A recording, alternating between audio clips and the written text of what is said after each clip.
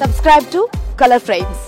ఇంగ్లాండ్తో జరిగిన 5 మ్యాచ్ల టీ20 సిరీస్లో టీమిండియా బోణి కొట్టింది. భారత విజయానికి ఓపెనర్ అభిషేక్ శర్మ ఎంతగా దోహదపడ్డాడో బౌలర్లు కూడా అంతే సహకారం అందించారు. తొలుత బౌలర్లు ఇంగ్లాండ్ జట్టును స్వల్ప స్కోర్కే కుప్పకూల్చగా ఛేదనలో ఓపెనర్ అభిషేక్ శర్మ అర్ధ సెంచరీతో చెలరేగాడు. 133 పరుగుల లక్ష్యాన్ని ఛేదించే క్రమంలో భారత తరఫున అభిషేక్ శర్మ 34 బంతుల్లో 79 పరుగులతో ఆకాశమే హద్దుగా చెలరేగాడు. ప్రత్యర్థి బౌలర్లను ఓచుకోత కోశాడు. ఇన్నింగ్స్లో అభిషేక్ 5 ఫోర్లు 8 సిక్సర్లతో విలయ తాండవం చేశాడు. తద్వారా అభిషేక్ శర్మ తన టీ20 కెరీర్లో రెండో అర్ధ సెంచరీని కేవలం 20 బంతుల్లోనే పూర్తి చేసుకున్నాడు. అభిషేక్కు ఈ అర్ధ సెంచరీ చాలా ప్రత్యేకమని చెప్పాలి. ఎందుకంటే ఇంగ్లాండ్పై టీ20లో ఒక భారతీయ బ్యాట్స్మెన్ చేసిన రెండవ వేగవంతమైన అర్ధ సెంచరీ ఇదే. అభిషేక్ శర్మ కంటే ముందు యువరాజ్ సింగ్ 2007 టీ20 ప్రపంచ కప్ సందర్భంగా ఇంగ్లాండ్పై వేగవంతమైన అర్ధ సెంచరీ సాధించాడు.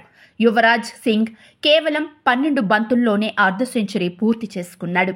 ఈ జాబితాలో కేఎల్ రాహుల్ పేరు 3వ స్థానంలో ఉంది. 2018లో కేఎల్ మాంచెస్టర్లో ఇంగ్లాండ్పై 27 బంతుల్లో అర్ధశతకం పూర్తి చేశాడు. నిజానికి యువరాజ్ సింగ్ను అభిషేక్ శర్మ గురువుగా భావిస్తాడు. పంజాబ్కు చెందిన ఈ యువ బ్యాట్స్మెన్కు యువరాజ్ సింగ్ కోచ్గా కూడా వ్యవహరించాడు. దీంతో గురువుకు తగ్గ శిష్యుడిగా అభిషేక్ను ప్రశంసిస్తున్నారు. అటు అభిషేక్ ఇన్నింగ్స్పై యువీ ఆనందం వ్యక్తం చేశాడు.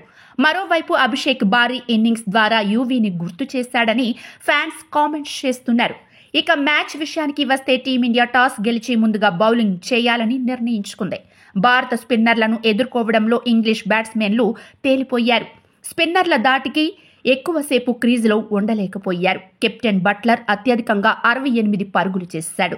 మిగతా 7 బ్యాట్స్మెన్లు 2 అంకెల స్కోర్ను కూడా చేరుకోలేకపోయారు. వరుణ్ చక్రవర్తి 3 వికెట్లు తీసుకోగా అక్షర్, హార్దిక్, హర్షదీప్ తలా 2 వికెట్లు పడగొట్టారు. లక్ష్యాన్ని ఛేదించే క్రమంలో భారత్ 12.5 ఓవర్లలో 3 వికెట్లు కోల్పోయి విజయం సాధించింది. వీడియో మీకు నచ్చినట్లయితే ప్లీజ్ లైక్ చేయండి, షేర్ చేయండి, కామెంట్ చేయండి.